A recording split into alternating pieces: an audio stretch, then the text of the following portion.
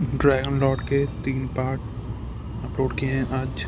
Total 326 तक वहाँ पर अपलोडेड है एप्लीकेशन में। और जो उत्तरे हरजमाई के हैं उसमें के 91 से लेकर 93 तक अपलोडेड है। 94 तक कर दूँगा, ठीक है। और बाकी मैं उतना नहीं हूँ, मॉर्निंग में अपलोडिंग हो जाएगी। फायर स्टार रीजन शक्तिशाली लोगों से भरा हुआ था। यहाँ सैकड़ों वर्ष की आयु वाले मनुष्यों को भी युवा पीढ़ी का हिस्सा माना जाता था। Treasure pavilion fire star region की प्रमुख शक्तियों में से एक थी। स्टार पवेलियन का प्रभाव अत्यंत विशाल था और उसके भीतर काउंटलेस युवा प्रोडिजीज मौजूद थे। ये पवेलियन फायर स्टार डोमेन के हर कोने से आने वाले एक्स्ट्रॉर्डिनरी टैलेंट्स का स्वागत करता था। जब तक किसी के पास पर्याप्त क्षमता हो और वह स्टार पवेलियन की सिलेक्शन थ्रेशहोल्ड को पार कर सके तब तक वह इसमें शामिल हो सकता था। पवेलियन मास्टर स्वयं फायर स्टार रीजन का एक प्राचीन अस्तित्व था जिसकी शक्ति भयावह और अत्यधिक प्रबल थी। वह पूरे फायर स्टार रीजन के शीर्ष एक्सपर्ट्स में से एक माना जाता था। यहाँ तक कि विच गॉड क्लैन और आइस क्लैन जैसी शक्तियाँ भी आसानी से स्टार पवेलियन को नाराज करने की हिम्मत नहीं करती थीं। इस शक्ति ने काउंटलेस पावरफुल एक्सपर्ट्स को प्रशिक्षित किया था जो अब पूरे फायर स्टार रीजन में प्रसिद्ध थे। यही कारण था कि स्टार पवेलियन का स्थान इतना ऊंचा था। इसके अलावा स्टार पवेलियन के पास काउंटलेस सीक्रेट रेल्म्स और अपॉर्चुनिटीज थीं जिनकी वजह से अनगिनत युवा जीनियसेस यहाँ आने का सपना देखते थे। लव के अकेले निकलने के 3 महीने बाद स्टार पवेलियन ने एक चौंकाने वाली खबर जारी की। पवेलियन ने हाल ही में एक पियरलेस प्रोडिजी को भर्ती किया था जो जन्म से एंशंट होली बॉडी लेकर पैदा हुआ था और शैकल्स को तोड़ने की क्षमता रखता था। वह सेम लेवल में अजेय था और हायर लेवल्स के ओपोनेंट्स को चुनौती देने की क्षमता रखता था। उसकी प्रतिभा असाधारण थी। ट्रेजर पवेलियन के पवेलियन मास्टर ने घोषणा की कि वह स्वयं उसे पूरी शक्ति से प्रशिक्षित करेंगे और उसे अपना पर्सनल डिसाइपल स्वीकार कर लिया। उसी दिन से उसका नाम पूरे विशाल स्टारफील्ड में गूंज उठा। उसका नाम था लव। लव के ट्रेजर पवेलियन जाने के बाद ओल्ड लायन सबसे पहले अपनी नेटिव ऑरा से मुक्त हुआ, लेकिन उसने वहां से जाने के बजाय बाकी लोगों के साथ रहना चुना, क्योंकि यदि वे लोग अलग अलग हो जाते तो उनके जीवित रहने की संभावना बहुत कम हो जाती। इसके अलावा ओल्ड लायन जानता था कि यदि वो अकेला घूमेगा तो उसे लगातार छिपना और भागना पड़ेगा, इसलिए उनके साथ रहना ही बेहतर था। एक कारण ये भी था कि उसने आरव से किया हुआ वादा स्वीकार किया था और दूसरा कारण ये था कि शेरा जाने को तैयार नहीं था। आरव की बैटल डेथ के बाद शेरा का दुख किसी से कम नहीं था। रणबीर, जयंत जीवन और राजवीर जैसे डिवाइन जनरल्स भी उनके साथ ही थे, लेकिन सभी लोगों को अपनी नेटिव ऑरा मिटाने में बहुत अधिक समय लग रहा था। 6 महीने बाद शेरा और तन्वी दोनों ने अपनी नेटिव ऑरा पूरी तरह छोड़ दी। तन्वी भी अब बाहर जाना चाहती थी। वो मजबूत बनना चाहती थी और अपने पिता का बदला लेना चाहती थी। तन्वी, तुम ट्रेजर पवेलियन जाकर अपने भाई को क्यों नहीं ढूंढ लेती? वहां कोई तुम्हारी देखभाल करेगा, समृद्धि ने चिंता से कहा। लेकिन वो तन्वी को मना नहीं सकी क्योंकि उसकी बेटी अपना निर्णय ले चुकी थी। वास्तव में तन्वी का चले जाना बेहतर था क्योंकि उसकी नेटिव ऑरा समाप्त हो चुकी थी और वह उनके साथ रहने की तुलना में कहीं अधिक सुरक्षित रहती। हाँ, तुम्हारा भाई तुम्हें देखकर बहुत खुश होगा, सुनैना ने भी समझाया। बाकी लोगों ने भी उसे समझाने की कोशिश की लेकिन तन्वी ने सिर हिलाकर मना कर दिया। यदि मैं भाई के साथ रहूंगी तो आलसी बन जाऊंगी। इसके अलावा किसी शक्ति के करीब जाकर उनसे संबंध बनाना भविष्य में अच्छा रहेगा, तन्वी ने शांत स्वर में कहा। अब तन्वी बच्ची नहीं रही थी। वह हर बात समझती थी और सच में मजबूत बनना चाहती थी ताकि अपने पिता का बदला ले सके। एक और बात थी जो उसने किसी से नहीं कही। यदि भविष्य में बड़े भाई के साथ कुछ हो गया तो दोनों भाई बहन एक साथ खतरे में नहीं पड़ सकते थे। इस विशाल और अपरिचित यूनिवर्स में सब कुछ अनजान था। अंत में समृद्धि और बाकी लोग मान गए। तन्वी कमजोर नहीं थी। उसकी कल्टिवेशन टैलेंट वास्तव में बहुत ऊंची थी, बल्कि कुछ मामलों में लव से भी अधिक। बस उसे कल्टिवेशन पसंद नहीं थी और वह हमेशा खेलने में लगी रहती थी। विशेष रूप से उसकी आंखें जिनमें यिन और यांग एनर्जी मौजूद थी आज तक एक रहस्य बनी हुई थीं। बेटा, क्या तुम्हें सच में उसके साथ जाना जरूरी है? वनराज ने आह भरते हुए शेरा की ओर देखा। मैं भी मजबूत बनना चाहता हूँ और बड़े भाई का बदला लेना चाहता हूँ। इसके अलावा मुझे तन्वी के अकेले बाहर जाने की चिंता है, शेरा ने कहा। ठीक है, लेकिन सावधान रहना।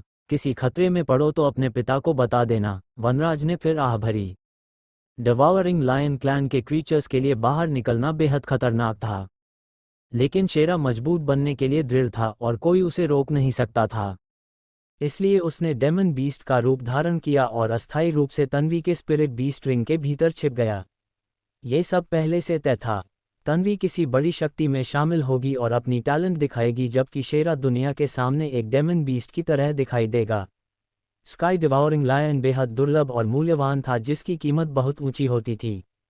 लेकिन यदि वह पहले से किसी का स्पिरिट बीस्ट हो तो स्थिति अलग होती थी। फायर स्टारफील्ड में ऐसे कई डिवाउरिंग लायंस मौजूद थे। इसके बाद तन्वी भी चली गई। उसने रेल्म ऑफ लाइट में प्रवेश करने का निर्णय लिया। ये फायर स्टार रीजन की टॉप 10 मेजर पावर्स में से एक थी। वहाँ काउंटलेस एक्सपर्ट्स मौजूद थे और वह हजारों स्पिरिचुअल एनर्जी से भरे स्टार्स पर शासन करती थी। रेल्म ऑफ लाइट की स्थापना के समय अनेक महान रेसेस के पावरफुल फिगर्स ने मिलकर इसे बनाया था, इसलिए उसके भीतर हर प्रकार की रेसेस मौजूद थीं और उसकी फाउंडेशन अत्यंत गहरी थी। ये शक्ति भी विभिन्न रेसेस के प्रोडिजीज और जीनियसेस को भर्ती करती थी। इसके भीतर स्पेशलाइज्ड अकेडमीज और काउंटलेस सीक्रेट रेल्म्स थे। रेल्म ऑफ लाइट उन कुछ शक्तियों में से एक थी जो आउटसाइडर्स के साथ भेदभाव नहीं करती थी। यही कारण था कि तन्वी ने इसे चुना। शुरुआत में तन्वी ने लो प्रोफाइल बनाए रखा, लेकिन एक वर्ष बाद रेल्म ऑफ लाइट की ग्रैंड कॉम्पिटिशन में वह चमक उठी। उसने हायर लेवल ओपोनेंट्स को चुनौती दी और अपनी टेरिफाइंग स्ट्रेंथ दिखाते हुए सीधे कॉम्पिटिशन के फाइनल्स तक पहुंच गई। रिलीज रेल्म के फर्स्ट लेवल की कल्टिवेशन के साथ उसने लाइफ स्लेइंग रेल्म के फर्स्ट लेवल वाले एक लोकप्रिय प्रोडिजी को निर्णायक रूप से हरा दिया। केवल यही बात भी पर्याप्त थी कि काउंटलेस लोग उसकी ओर ध्यान देने लगे। लेकिन असली चौंकाने वाला दृश्य फाइनल बैटल में सामने आया। तन्वी की आंखों में यिन और यांग एनर्जीज बहने लगीं, जिन्होंने इनविजिबली ओपोनेंट के अटैक को न्यूट्रलाइज कर दिया, और फिर उसने मौके का फायदा उठाकर अपने ओपोनेंट को जबरदस्ती दबा दिया। ये दृश्य रेल्म ऑफ लाइट के काउंटलेस एल्डर्स ने अपनी आंखों से देखा। इससे काउंटलेस स्पेक्टेटर्स स्तब्ध रह गए। इसी बैटल के बाद तन्वी ने रेल्म ऑफ लाइट में पूरी तरह फुटहोल्ड बना लिया और उसका नाम भी पूरे फायर स्टार रीजन में गूंजने लगा। उसके साथ एक स्काई डिवावरिंग लायन स्पिरिट बीस्ट के रूप में भी रहता था। फायर स्टार डोमेन में समय लगातार बहता रहा। ये युग असाधारण प्रतिभाओं से भरा हुआ था। स्टार पवेलियन और रेल्म ऑफ लाइट द्वारा अद्वितीय प्रतिभाओं को प्राप्त करने की घोषणा के बाद दानव जाति की एक शक्तिशाली शक्ति ड्रैगन पैलेस ने भी एक चौंकाने वाली खबर फैलाई। उन्होंने घोषणा की कि दानव जाति के हजारों वर्षों के इतिहास में सबसे भयानक प्रतिभा वाला दिव्य बालक जन्म ले चुका है। उसका नाम नूर था। यह व्यक्ति 5 क्लॉड गोल्डन ड्रैगन जाति का सदस्य था। उसके जन्म के समय आकाश में विचित्र घटनाएं प्रकट हुई और अनगिनत ड्रैगन प्राणियों ने बिना किसी कारण उसके प्रति श्रद्धा का भाव महसूस किया। यहाँ तक कि अफवाहें फैल गईं कि किसी रहस्यमयी प्राचीन दानव विशेषज्ञ ने उसे अपना शिष्य बना लिया है और भविष्य में नूर पूरे फायर स्टार रीजन का सबसे शक्तिशाली दानव बनेगा। इस खबर ने पूरे फायर स्टार रीजन में हलचल मचा दी। उसकी प्रसिद्धि लव और तन्वी के बराबर पहुंच गई, बल्कि कुछ मामलों में उनसे भी अधिक हो गई। लोगों को सबसे अधिक आश्चर्य इस बात पर हुआ कि उसका नाम भी लव जैसा था, जिसमें केवल ली शब्द समान था। अनगिनत लोग अनुमान लगाने लगे कि भविष्य में ये दोनों युवा प्रतिभाएं अवश्य टकराएंगी। साथ ही एक और विषय भी चर्चा में था। तन्वी और लव दोनों मनुष्य थे और दोनों का उपनाम सीओ था।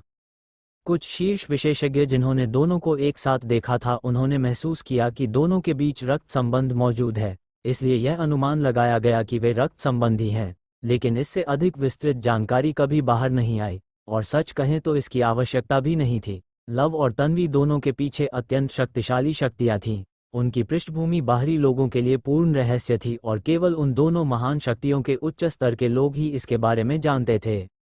इसी समय फायर स्टार रीजन की सबसे शक्तिशाली बौद्ध शक्ति बोधा टेम्पल में भी एक चौंकाने वाली घटना हुई। बोधा टेम्पल के भीतर एक युवा भिक्षु जो अभी केवल 100 वर्ष का हुआ था, एक दिन सूत्रों का जाप करते समय अचानक ज्ञान प्राप्त कर बैठा। उसके शरीर के चारों ओर बुद्ध प्रकाश प्रकट हो गया और उसकी बौद्ध ध्वनि आसपास के सैकड़ों तारों तक गूंजने लगी। बौद्ध टेम्पल के प्रमुख ने गणना और भविष्यवाणी के माध्यम से जाना कि इस बच्चे ने बुद्ध के सामने ज्ञान प्राप्त किया था और अपने पिछले जन्म की कुछ स्मृतियां जागृत कर ली थीं। ये संदेह किया गया कि वह पिछले जन्म में एक सच्चा बुद्ध था जिसने पूर्ण ज्ञान प्राप्त किया था और इस जन्म में संसार में उतरकर परीक्षा लेने आया है ताकि पूर्ण मुक्ति का मार्ग खोज सके। उस भिक्षु का नाम विवान था, लेकिन सबसे चौंकाने वाली बात उसकी पहचान नहीं बल्कि उसकी वरिष्ठता थी। बौद्ध टेम्पल के एक एकांतवासी प्राचीन विशेषज्ञ ने उसे अपना कनिष्ठ शिष्य मान लिया। अब बौद्ध टेम्पल के प्रधान और बुजुर्गों को भी विवान को छोटे पूर्वज कहकर संबोधित करना पड़ता था। यही सबसे अविश्वसनीय बात थी। कहा जाता है कि आजकल बौद्ध टेम्पल के अनगिनत भिक्षु विवान को देखते ही रास्ता बदल लेते थे। आखिर कोई भी बिना कारण किसी को छोटे पूर्वज नहीं बुलाना चाहता था, और विवान स्वयं भी इस स्थिति से बेहद असहाय महसूस करता था। इसी दौरान रामपुर पवेलियन नामक एक और महान शक्ति में भी एक अद्भुत घटना हुई। Rampur pavilion fire star region की विशाल शक्तियों में से एक थी, जो सैकड़ों तारों पर शासन करती थी और अनगिनत विशेषज्ञों का निवास स्थान थी। एक दिन पूर्व दिशा में शुभ बैंगनी बादल प्रकट हुए, जिन्होंने पूरे आकाश को ढक लिया और सूर्य तक को छिपा दिया। उसी दिन रामपुर पवेलियन के दिव्य पुत्र ललित ने पर्पल मैंशन डाओ बॉडी को जागृत कर लिया। ये शरीर महान मार्ग के साथ स्वाभाविक रूप से सामंजस्य रखता था और इसकी साधना की गति सामान्य साधकों से 100 गुना अधिक होती थी। जागरण के बाद ललित को रामपुर पवेलियन के प्रमुख ने अत्यधिक महत्व दिया। उसे अनेक गुप्त तकनीकें सिखाई गईं और विशेष प्रशिक्षण दिया गया। एंशंट बार्बेरियन ट्राइब जैसी प्राचीन जातियां भी पीछे नहीं रहीं। ये फायर स्टारफील्ड की अत्यंत प्राचीन जातियों में से एक थी और इसी जाति में एक दुर्लभ राक्षसी प्रतिभा का जन्म हुआ, जिसे सैकड़ों हजारों वर्षों में केवल एक बार देखा जाता है।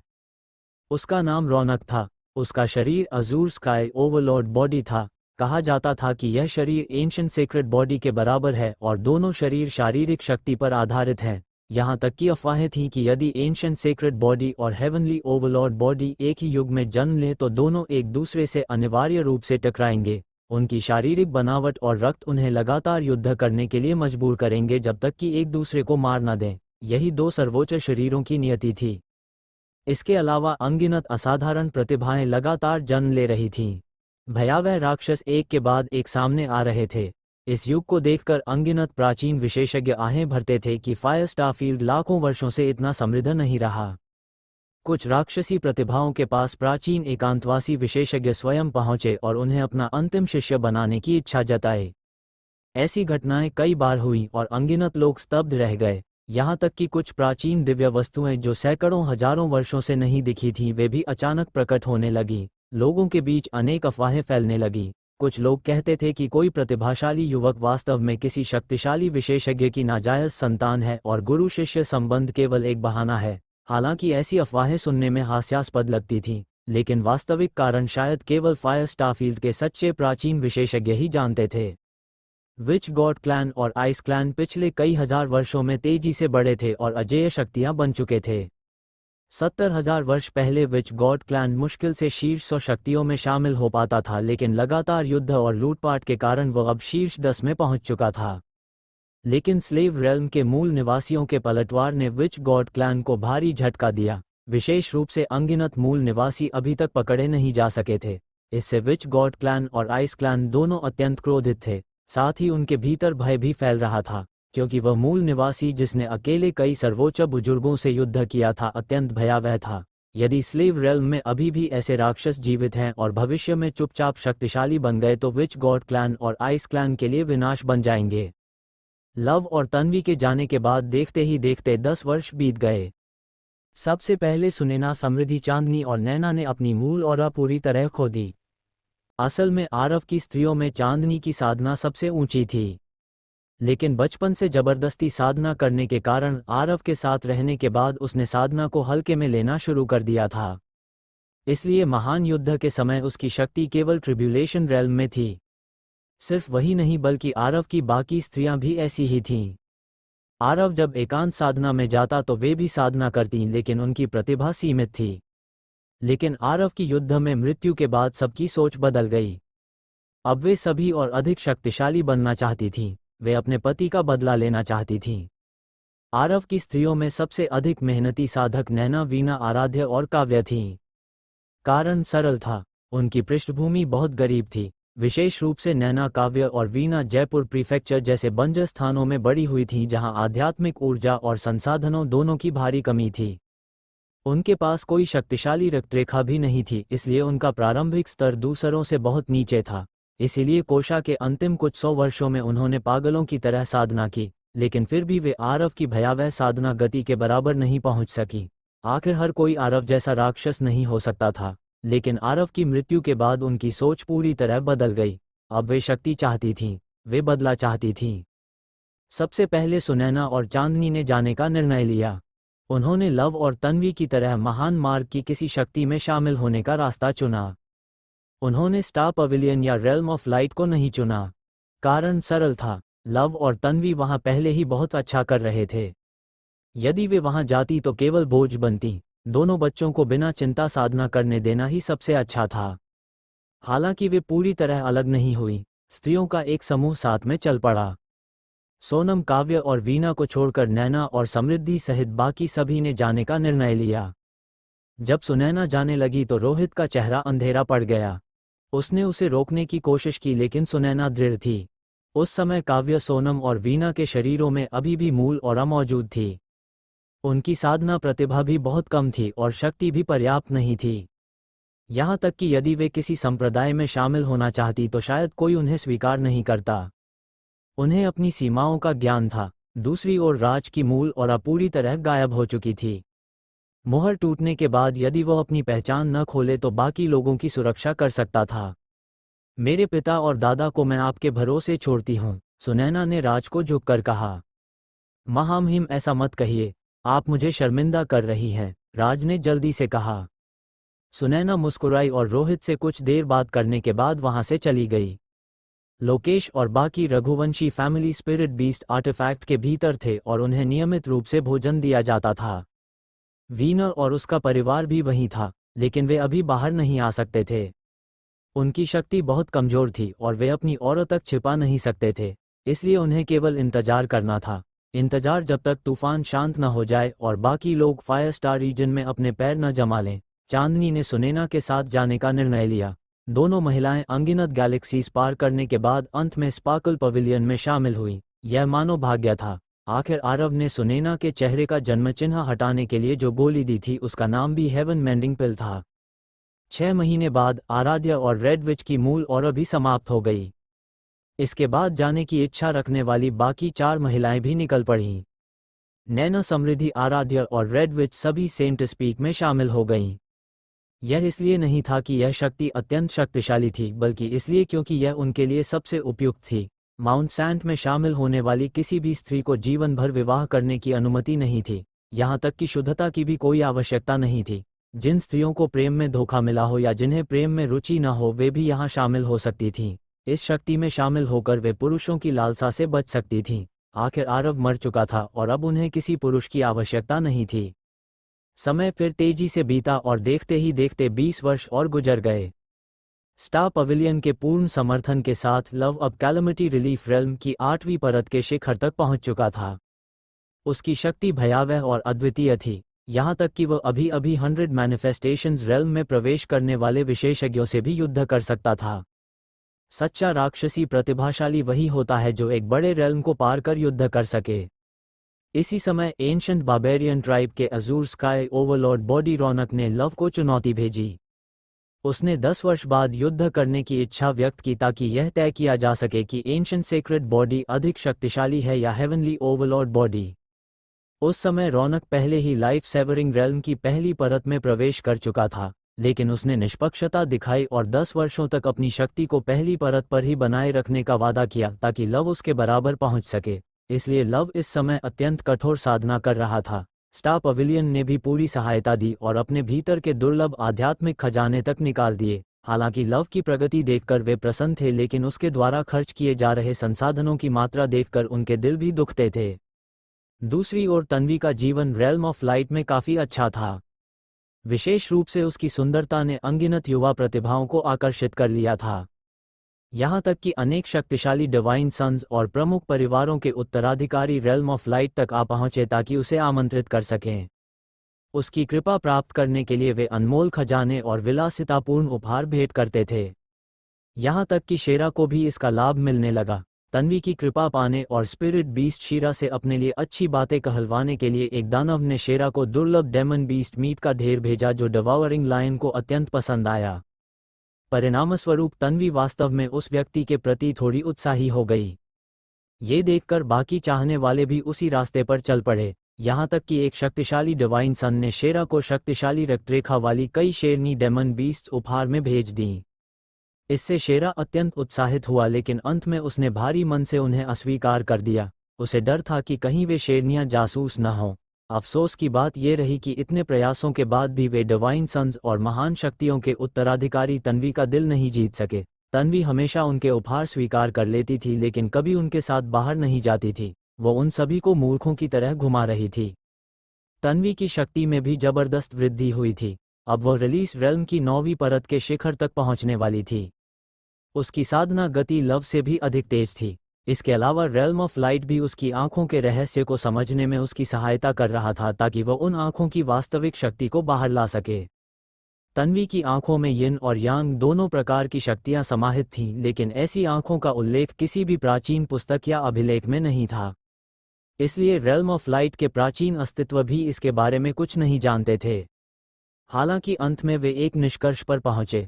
उनका मानना था कि ये आंखें दो शक्तिशाली रक्तरेखाओं के म्यूटेशन का परिणाम हैं। ऐसा पहली बार नहीं हुआ था, लेकिन इसकी संभावना अत्यंत कम होती है। जब दो शक्तिशाली रक्तरेखाएं या शरीर आपस में मिलते हैं, तब कभी कभी एक नई और अत्यंत शक्तिशाली रक्तरेखा जन्म लेती है। यह कोई रहस्य नहीं था। इसलिए रेल्म ऑफ लाइट के उन प्राचीन विशेषज्ञों की नज़र में तन्वी भी इसी प्रकार की विशेष स्थिति से संबंधित थी।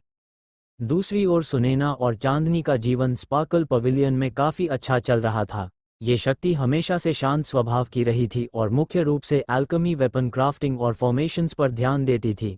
हालांकि दोनों महिलाओं की सुंदरता ने उनके लिए काफ़ी परेशानी भी खड़ी की, लेकिन जब सुनैना और चांदनी ने अपनी अद्भुत प्रतिभा दिखाई और पवेलियन के बुजुर्गों का ध्यान आकर्षित किया, तब वे परेशानियां काफ़ी कम हो गईं। नैना, समृद्धि, आराध्य और रेड विच भी सेंटिस पीक में ठीक थीं। माउंट सेंटिस की शक्तियां सामान्यतः बाहरी दुनिया से संपर्क तोड़कर रखती थीं, इसलिए वहां बाहरी सूचनाएं बहुत देर से पहुंचती थीं। जब भी बाहर कोई बड़ी घटना होती, समृद्धि और आराध्य सबसे पहले जाकर जानकारी सुनती। वे हमेशा ये जानना चाहती थीं कि कहीं लव या तन्वी के बारे में कोई खबर तो नहीं है। वे लोग आपस में जेड स्लिप्स के माध्यम से संपर्क करते थे।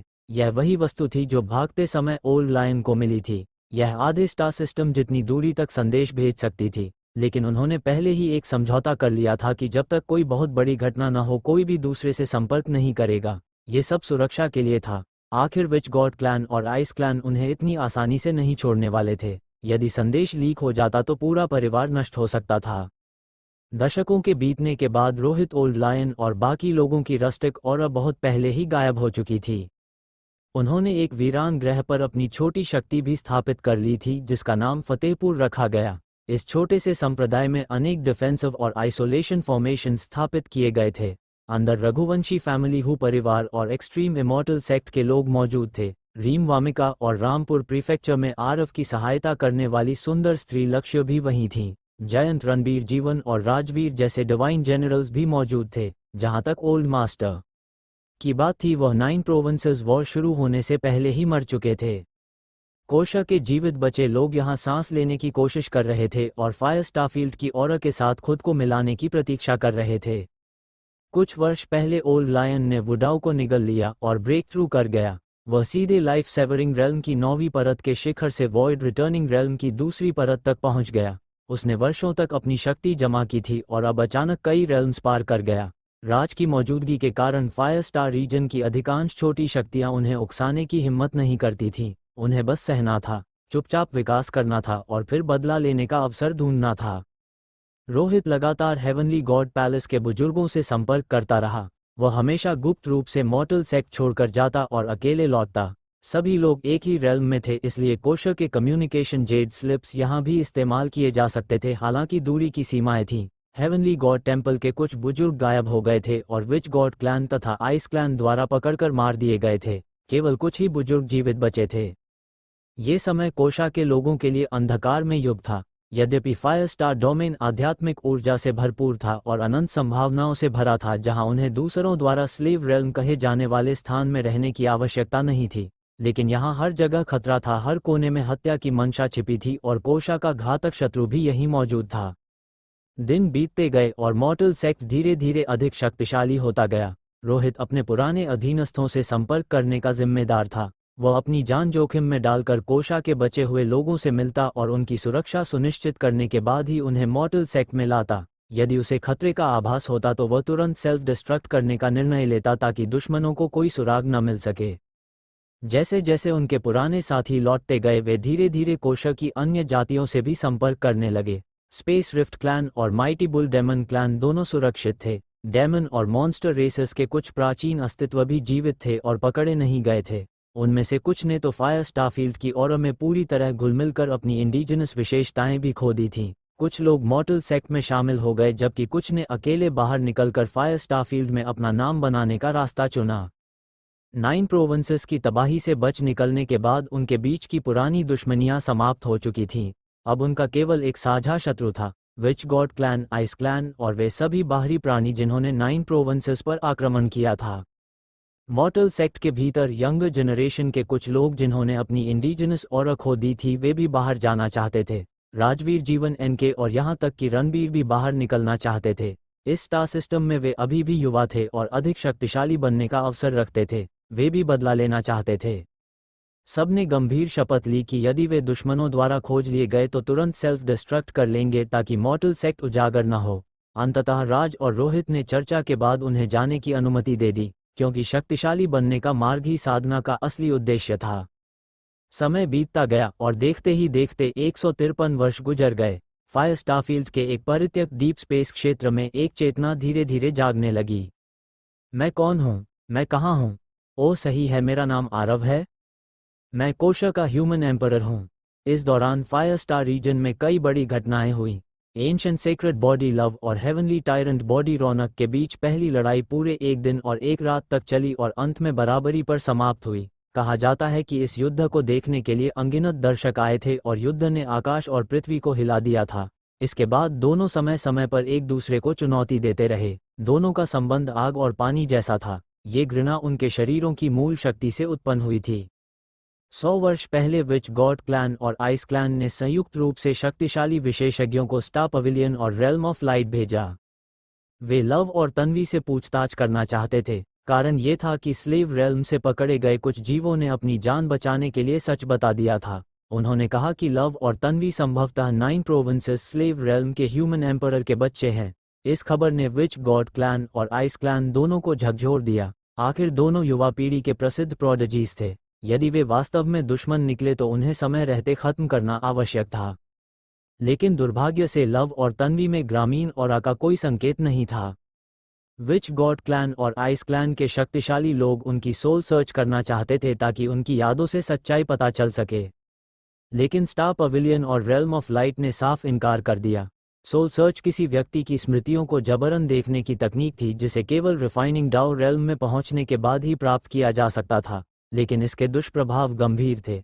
इससे व्यक्ति की मानसिक स्थिति नष्ट हो सकती थी और उसके सभी रहस्य उजागर हो जाते थे। यह एक बड़ा टैबू था, इसलिए दोनों शक्तियां किसी भी कीमत पर इसके लिए तैयार नहीं थीं, चाहे युद्ध ही क्यों न छिड़ जाए। इस कारण विच गॉड क्लैन और आइस क्लैन बेहद परेशान हो गए। फायर स्टार रीजन में लव और तन्वी नाम के लाखों लोग मिल सकते थे, और यदि वे वास्तव में स्लेव वर्ल्ड के लोग थे तो उन्होंने अपना नाम क्यों नहीं बदला। यही बात विच गॉड क्लैन और आइस क्लैन के संदेह को कुछ हद तक दूर कर देती थी। असल में लव और तन्वी ने पहले ही इस संभावना पर विचार किया था कि कोशा का कोई जीव उन्हें धोखा दे सकता है। यदि ऐसा होता तो उनका खुला व्यवहार ही दूसरे पक्ष के संदेह को कम कर देता। आखिर उनकी शक्लें कोई रहस्य नहीं थीं। उनके पास आरव जैसी अपीयरेंस बदलने की तकनीक भी नहीं थी, इसलिए खुलकर रहना ही बेहतर था।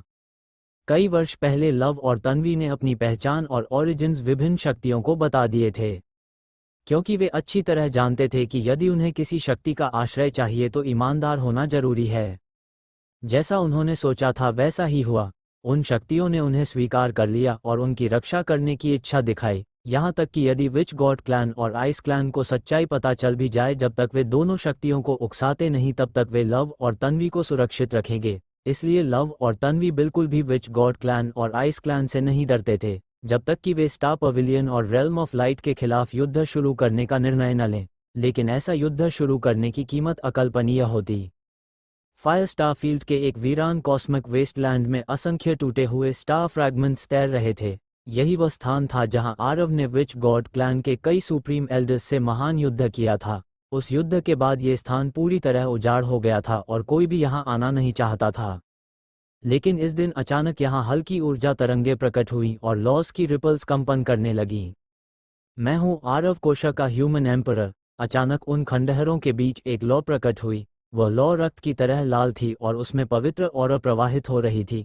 साथ ही फीनिक्स की पुकार भी सुनाई दे रही थी। ये फीनिक्स लॉ की रिबर्थ फ्रॉम एशेस शक्ति थी। आरव फीनिक्स क्लैन का सदस्य नहीं था, इसलिए उसके पास इस अनेट एबिलिटी का उपयोग करने का केवल एक ही अवसर था, और पुनर्जन्म का समय भी निश्चित नहीं होता था। लपटें लगातार अधिक प्रज्वलित होती गईं और आसपास की स्पिरिचुअल एनर्जी को अवशोषित करने लगी। आग के ऊपर धीरे धीरे एक फीनिक्स फैंटम प्रकट हुआ जो लगातार चक्कर काट रहा था। मैं आरव हूँ, कोई मेरा इंतजार कर रहा है। मैं पुनर्जन्म लेना चाहता हूँ। जलती हुई आग के भीतर से फुसफुसाहटें सुनाई देने लगी। शुरुआत में वह आवाज़ भावनहीन और खाली थी, लेकिन धीरे धीरे उसमें बेचैनी और जीवन लौटने लगा।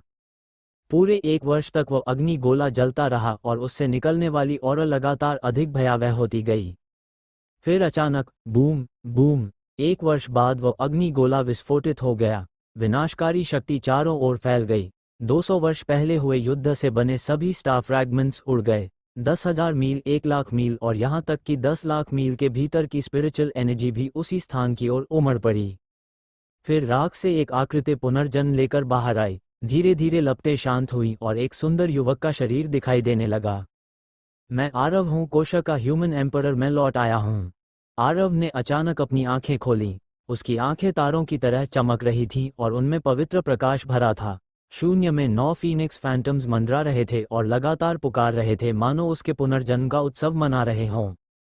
नग्न अवस्था में खड़े आरव ने धीरे धीरे अपनी चेतना वापस पाई। पुनर्जन्म के बाद उसे अपनी सारी स्मृतियां फिर से आत्मसात करनी थीं। इतने साल बीत गए लव तन्वी सुनैना, तुम सब कैसे होगे? आरव ने धीमे स्वर में बुदबुदाया। थोड़ी देर की उदासी के बाद उसकी आंखों में फिर से हत्या की मंशा चमक उठी। उसकी शक्ति बॉडी टेम्परिंग रेल्म की पहली परत से तेजी से बढ़ने लगी और सीधे वॉइड रिटर्निंग रेल्म की पहली परत तक पहुंचकर ही रुकी। उसकी सांसें धीरे धीरे स्थिर हो गईं। मेरी शक्ति अभी थोड़ी कमजोर है, समय लेकर अपनी नींव को फिर से मजबूत करना होगा, आरव ने अपनी स्थिति जांचने के बाद धीमे स्वर में कहा। उसने उस समय बाहरी संसार के सुप्रीम एल्डर्स के विरुद्ध युद्ध करते हुए अपनी शक्ति को जबरदस्ती बढ़ाया था। उस युद्ध ने उसकी मूल शक्ति को बुरी तरह क्षतिग्रस्त कर दिया था, लेकिन सौभाग्य से अब सब कुछ पुनर्स्थापित हो चुका था। बस उसकी समझ थोड़ी सती रह गई थी, हालांकि उससे कोई बड़ा प्रभाव नहीं पड़ने वाला था। और क्योंकि यह पुनर्जन्म था, इसलिए आरव के भीतर की इंडिजिनस ऑरा भी स्वाभाविक रूप से समाप्त हो चुकी थी। स्टार चार्ट जागो, आरव के मन में गर्जना गूंजी। स्कैर्ड स्टार चार्ट फिर से सक्रिय हो गया और उसके भीतर असंख्य तारे चमकने लगे। आरव पहले ही स्टार चार्ट को तीसरे चरण तक सक्रिय कर चुका था। वह भली भांति जानता था कि जब तक वह वास्तव में मर न जाए, स्टार चार्ट उसे छोड़कर नहीं जाएगा।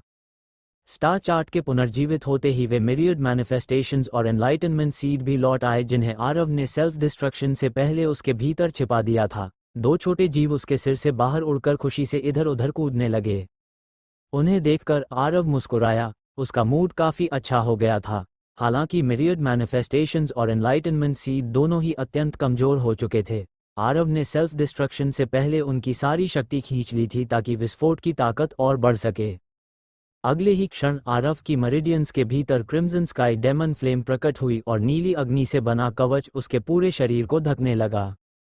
बहुत अच्छा, आरव ने उन नीली दानवी लपटों को देखा। यद्यपि वे अभी अत्यंत कमजोर थीं, लेकिन उनकी मूल शक्ति सुरक्षित थी। इसके बाद आरव ने अपनी आंखें बंद कर दीं। उसकी डिवाइन सेंस चारों दिशाओं में फैल गई। काफी देर बाद उसने हल्का सा सिर हिलाया। क्या वो अब यहाँ नहीं है? वह हेवनली अनाइलेशन आर्टिफैक्ट के अवशेषों को ढूंढने की कोशिश कर रहा था। अंतिम समय में आर्टिफैक्ट स्पिरिट ने मिस्टीरियस रून्स सक्रिय कर दिए थे और अंततः स्वयं को नष्ट कर लिया था, लेकिन उससे पहले उसने आरव को बताया था कि वह किसी टूटे हुए फ्रैगमेंट से जुड़ जाएगा और आरव मास्टर सर्वेंट मार्क की सहायता से उसे खोज सकेगा। दुर्भाग्य से अभी उसे आर्टिफैक्ट स्पिरिट का कोई संकेत नहीं मिला। यही मुख्य कारण था कि अंत में आर्टिफैक्ट स्पिरिट स्वयं को बलिदान करने को तैयार हुआ था। वह जानता था कि आरव के पास पुनर्जीवित होने की क्षमता है। भविष्य में फिर जागने का अवसर अवश्य मिलेगा। कोई बात नहीं, किसी दिन फिर मिलेंगे, आरव ने बुदबुदाया। उसने फिलहाल इन बातों को किनारे रख दिया। जब तक आर्टिफैक्ट स्पिरिट वाला फ्रैगमेंट कहीं मौजूद है, आरव उसके पास पहुंचते ही उसे महसूस कर लेगा। फीनिक्स लॉ की रीबर्थ फ्रॉम एशर्स क्षमता कभी कभी सैकड़ों हजारों या यहाँ तक कि 10,000 वर्षों के बाद सक्रिय होती है। आरव को पुनर्जन्म लेने में केवल 200 वर्ष लगे थे, जो अत्यंत दुर्लभ माना जा सकता था। यदि कोई असली फीनिक्स ये सुन लेता तो शायद खून की उल्टी कर देता। विच गॉड क्लैन, आइस क्लैन और वे सभी जिन्होंने 9 प्रोविंसेस पर कदम रखा था, अब तुम्हारे अच्छे दिन खत्म हो चुके हैं। आरव मुस्कुराया। तभी उसकी भौहें हल्की सी सिकुड़ी। उसने दूर दिशा में देखा। वहां से 2 औरस तेजी से पास आ रही थीं। आने वालों की कल्टिवेशन ज्यादा मजबूत नहीं थी। एक रिलीज कैलमिटी रेल्म की 9वीं परत में था, जबकि दूसरा लाइफ सेवरिंग रेल्म की दूसरी परत में। आरव ने आह भरी। क्रिम्जन स्काई डेमन फ्लेम से बने नीले कवच ने तुरंत अपनी औरत छिपा ली ताकि सामान्य लोग कोई असामान्यता महसूस न कर सकें। इसके बाद उसकी आकृति गायब हो गई। आगे क्या हो रहा है? क्या सच में कोई सुप्रीम ट्रेजर पुनर्जीवित हुआ है? संभव है। 200 साल पहले यहाँ जिस स्लेव रेल्म वाले ने विच गॉड क्लैन के शक्तिशाली विशेषज्ञों से युद्ध किया था, कहा जाता है कि उसके पास क्रिम्जन स्काई डेमन फ्लेम थी। तुम सही कह रहे हो। दोनों लोग बातचीत करते हुए उन खंडहरों की ओर बढ़ रहे थे। आरव और सुप्रीम एल्डर्स के बीच हुए युद्ध की कहानी पूरे फायर स्टारफील्ड में फैल चुकी थी। कहा जाता था कि आरव की क्रिम्जन स्काई डेमन फ्लेम ने एक किंग लेवल मैजिक आर्टिफैक्ट तक को नष्ट कर दिया था, इसलिए बहुत लोग यहाँ किस्मत आजमाने आते थे। यदि सच में कोई ट्रेजर मिल जाए तो वह बहुत बड़ा अवसर होता। मुझे तुम दोनों से एक बात पूछनी है। बाहर की दुनिया कैसी चल रही है? अचानक आवाज सुनते ही दोनों लोग चौंक पड़े। उन्हें किसी एनर्जी फ्लक्चुएशन का एहसास तक नहीं हुआ था। इसका अर्थ साफ था, सामने वाला निश्चित रूप से कोई शक्तिशाली विशेषज्ञ था। कौन हो तुम क्या चाहते हो? दोनों घबराकर आवाज की दिशा में देखने लगे। उनके चेहरे तुरंत सतर्कता और तनाव से भर गए। आरव एक क्षण के लिए चौंका, फिर उसे समझ आया कि उसका अचानक प्रकट होना उन्हें डरा चुका है। मैंने कहा ना, बस कुछ पूछना है। क्या पूछना है? लाइफ सेवरिंग रेल्म वाला व्यक्ति घबराकर बोला। वह आरव की कल्टिवेशन समझ नहीं पा रहा था, जिसका अर्थ था कि सामने वाला उससे कहीं अधिक शक्तिशाली है। इस वीरान स्थान में यदि वे मारे भी जाएं तो किसी को पता नहीं चलता। अभी कौन सा वर्ष चल रहा है? आरव ने कुछ सोचकर पूछा। दोनों लोग फिर से चौंक गए। वे समझ ही नहीं पाए कि ऐसा सवाल क्यों पूछा जा रहा है। तुम लोग अभी जिस महान युद्ध की बात कर रहे थे उसे हुए कितना समय हो गया? आरव ने दोबारा पूछा। उस युद्ध को लगभग 200 वर्ष हो चुके हैं, लाइफ सेवरिंग रेल्म वाला व्यक्ति संभल कर बोला। 200 वर्ष? आरव बुदबुदाया और फिर राहत की सांस ली। अच्छा है, बहुत ज्यादा समय नहीं बीता। इन 200 वर्षों में कौन कौन सी बड़ी घटनाएं हुई हैं? दोनों लोग फिर उलझन में पड़ गए। ऐसी घटनाएं जिनकी चर्चा हर जगह हो रही हो, आरव ने समझाया। दोनों ने एक दूसरे की ओर देखा। उन्हें सामने वाले में कोई हत्या की मंशा महसूस नहीं हो रही थी। अब उन्हें लग रहा था कि शायद ये कोई पुराना विशेषज्ञ है जो वर्षों की सेक्लूडेड कल्टिवेशन के बाद अभी बाहर निकला है। हाँ, पिछले 200 वर्षों में बहुत सी बड़ी घटनाएं हुई हैं। लाइफ सेवरिंग रेल्म वाला व्यक्ति धीरे धीरे बोलना शुरू हुआ। आरव तुरंत उत्सुक हो उठा। जल्दी बताओ। हालांकि वह व्यक्ति अभी भी आरव को संदेह से देख रहा था। उसे समझ नहीं आ रहा था कि कोई इतना शक्तिशाली व्यक्ति ऐसी जगह सेक्लूडेड कल्टिवेशन क्यों करेगा। जल्दी बोलो, आरव ने अधीर होकर डांटा। उसकी ऑरा का हल्का दबाव दोनों पर पड़ गया। दोनों तुरंत कांप उठे। वॉइड रिटर्निंग रेल्म की ऑरा। वे इस स्तर के व्यक्ति का मुकाबला नहीं कर सकते थे, और सामने वाला दिखने में इतना युवा था। सीनियर 200 साल पहले यहाँ बहुत बड़ा युद्ध हुआ था। विच गॉड क्लैन के कई शक्तिशाली विशेषज्ञों ने स्लेव रेल्म से भागे एक व्यक्ति को पकड़ने की कोशिश की थी, लेकिन अंत में उसने सेल्फ डिस्ट्रक्ट करके खुद को और काउंटलेस विच गॉड क्लैन एक्सपर्ट्स को साथ में मार डाला। उस घटना के कारण विच गॉड क्लैन और आइस क्लैन की प्रतिष्ठा को भारी नुकसान हुआ था। कई वर्षों तक उनका मजाक उड़ाया गया। और उसी घटना के बाद दोनों शक्तियों ने स्लेव रेल्म से भागे जीवों का शिकार करने के लिए काउंटलेस एक्सपर्ट्स भेजे थे। उस समय बाउंटी भी बहुत बड़ी थी। दोनों अब पूरी तरह आज्ञाकारी हो चुके थे और लगातार बाहरी दुनिया की बातें बताने लगे।